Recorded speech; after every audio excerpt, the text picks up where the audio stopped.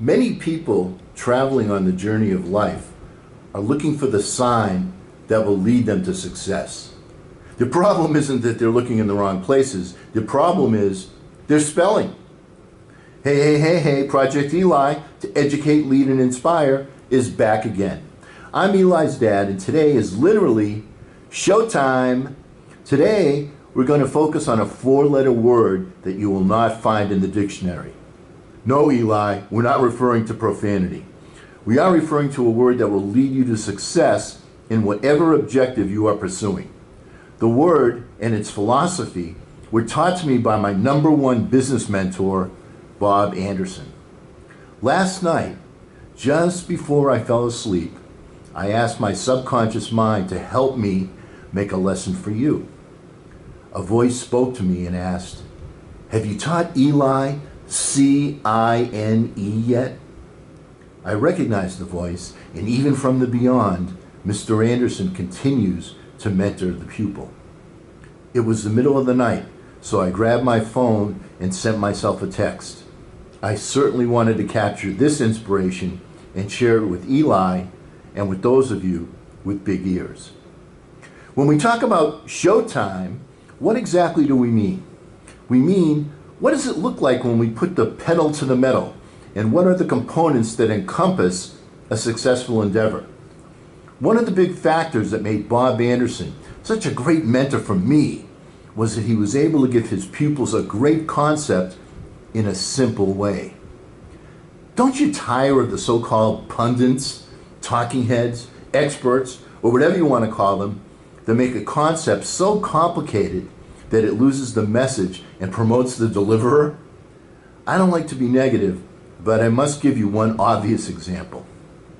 Now, have you ever heard of the reticular activation system? It's a term that I first heard from Tony Robbins. What it means is that when an individual is focused on a single purpose, endeavor, function, whatever, the individual will spot things in the course of everyday happenstance that are related to that single purpose. Now, we're given a why and because to justify this truth that is only slightly less complicated than the theory of relativity. How about when you have a singular purpose, your brain becomes attuned to anything related to that purpose? Simple, concise. Let's move on to the next point. I can't help but notice how lesser pundits than Mr. Robbins love to use that phrase as if it were a scientific discovery on par with nuclear fission and that they discovered it in the laboratory. Eli, that's the end of my rant. Here's to my point. The cooperative seeking universe, in its infinite wisdom, tries to make things easy and simple for us. Let me be clear. I greatly admire and respect Tony Robbins, but in some instances, when simple concepts are made to be more complicated than is necessary, I guess you can sell more CDs and videos and books. Now, to my mind, it doesn't get more concise and simpler than conceive, believe, achieve. Now, Mr. Anderson always tried to make things simple. Here is his four-letter word for the pursuance of any endeavor. The word cinema refers to a movie, a show, showtime. Easy to remember. Bob took the first four letters, CINE, to tell us it's showtime. Here's what they stand for. The C stands for credibility. In whatever aim is the objective, if the person pursuing the outcome lacks credibility, the desired result will not be attained. The two keys to credibility are track record or performance. If there's no track record, only performance can create one.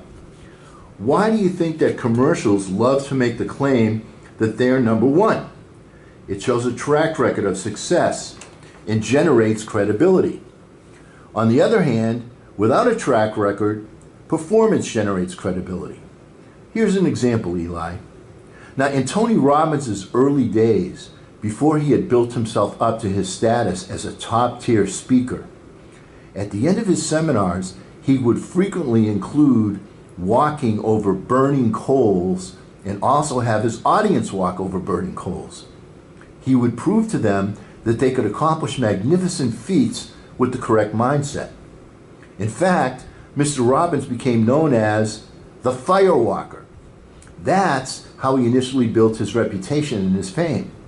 He doesn't firewalk anymore because his credibility is well proven, it's been established. But in those early days, he helped establish his credibility with a memorable physical performance. How do you suppose someone that attended one of Tony Robbins' seminars responded when they were asked, "So, how was the seminar? What did you learn?" You think the response might have been, "You should have seen it. The guy walked over burning coals, and so did the audience." The C is for credibility. The I stands for importance. If your product, service, or ambition lacks importance, why is it worth pursuing for anybody? Eli, one of my early sales jobs was selling insulation during the energy crisis of the 1970s. The cost of gasoline, electricity, natural gas, and heating oil was in the news every single day.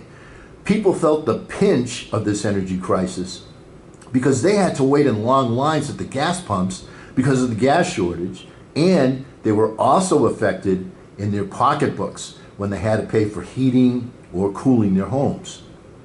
Now, you know by now, Eli, that facts tell and stories sell. After we would make our oral presentations reciting the pertinent facts about our insulation, we would say to the prospect, "Let me prove that what I've told you will work in your house." I would then take the insulation, the same insulation that would be blown into the client's house, and put it to an 1.5 inch thickness block in my bare hand. I would take a small blowtorch out of my briefcase. Just the sound of it being lit would get everybody's attention. Everybody would then know that it was showtime. I would then take a penny with Mr. Lincoln's picture face up and place it on top of the insulation on my bare hand. I would carefully, yes, carefully, aim the torch at Mr. Lincoln, and his face would start to melt. As I was doing this, I would calmly ask the client if they knew at what temperature copper melted. 1400 degrees, I would inform them.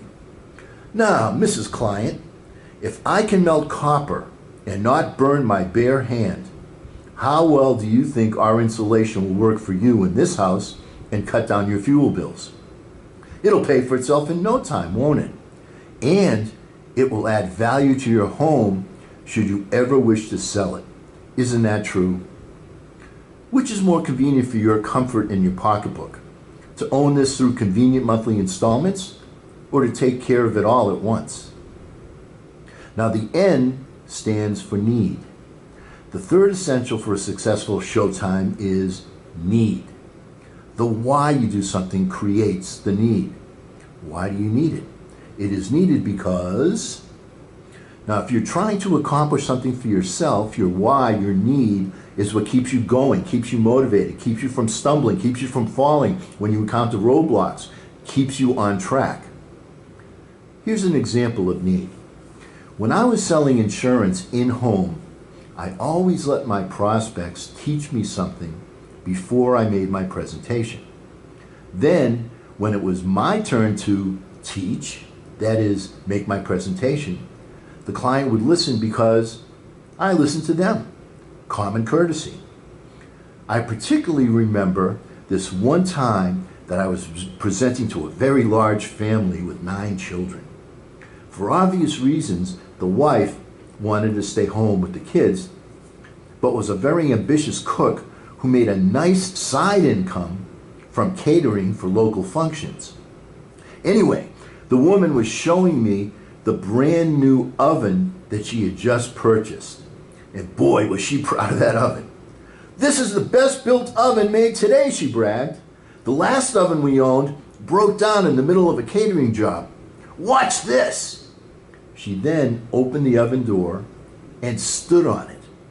"They don't make them sturdier than this," she beamed. Can you figure out what happened, Eli? When the salesman sold her the oven, guess what he did to convince her that it would last and last and not break down in the middle of a job? He stood on it. He created the need for his product so that the lady wouldn't have to be concerned about a mechanical breakdown. You wouldn't want to have a big job and be unable to complete it because the oven wasn't working as needed, Mrs. Jones. Am I right on that? She bought the oven. Eli, I'd like to give you a small side note here. These salespeople had a need of their own to support their families. That need was what encouraged them to perfect methods that would make people see the credibility, importance, and need to purchase their products, ideas, and their concepts. As Zig Ziglar famously said, if you help enough other people get what they want, you will get what you want. And Eli, the E in CINE is for enthusiasm. The last four letters of enthusiasm are IASM. They stand for I am sold myself. Now, Mr. Anderson always said the E also stands for encourage, enroll, entertain, and energy. You'll notice that most of my examples have come from the world of sales. While that's true, this formula also works in all sorts of endeavors, including politics, religion, and relationships, just to name a few. I'll let you figure out the examples that coincide in those respects because they're obvious. Now, do remember the main point, Eli, that genuine enthusiasm is contagious in a good and productive way, and that clarity and passion are the parents of enthusiasm. Now, Mr. Anderson also had a nice acronym to help us sell using the 5 letters in sales, SALES. The first S stands for showmanship. The A stands for attitude. The L stands for lead. The E stands for encourage. And the second S, it too stands for showmanship, so you will never forget its importance. Do you remember when we were talking about creating a vision, being an Imagineer for your people by having them help to create the vision? When they help create that vision, they become owners of that vision, and their pride of ownership positively affects their performance. Isn't that right? Now, do you remember that I told you that when I was in the insurance business, we had a mandatory focus meeting every day to help keep the entire team pumped up? Well, every once in a while, when he couldn't think of something fresh and exciting to say at these meetings, Mr. Anderson would put a word on the board vertically. I'll give you an example. Let's say that he wrote the word help, H-E-L-P. He would write it vertically. He would then say, we're there to help the client, aren't we? What does the H stand for, he would ask. And then somebody would raise their hand and say, heart. And he would say, why do you need heart? And Bob would do this with each letter and let the class sell themselves on what was important and why it was important. Getting people to motivate themselves with a legitimate why is a good way to motivate your team and yourself. Quick summary. CINE, short for cinema, showtime. The C, credibility, the I, importance, the N, need, the E, enthusiasm. These are key components to reaching success in any endeavor. Simple, isn't it? Remember to always KISS, K-I-S-S. Keep it short and simple. Now, the next time that we lock arms together, we will discuss how sometimes a shortcut can serve to shortchange. Please remember to strike the like icon if you are so inclined, as well as the subscribe button and the bell for notification. Eli loves it when you make a comment, suggestion, or ask a question, so please do. Our thought for the day is from Bob Anderson. Now, Mr. Anderson would always start a phone conversation to get you in a positive mindset by asking, what's happening good? Now this was a great tactic because whenever my administrative assistant would tell me that Mr. A was on the phone, I always had to think of something positive to answer his initial greeting. Try it. You'll like it. And because we never end a meeting on a philosophical note, remember to get out there and charge. I'm Eli's dad.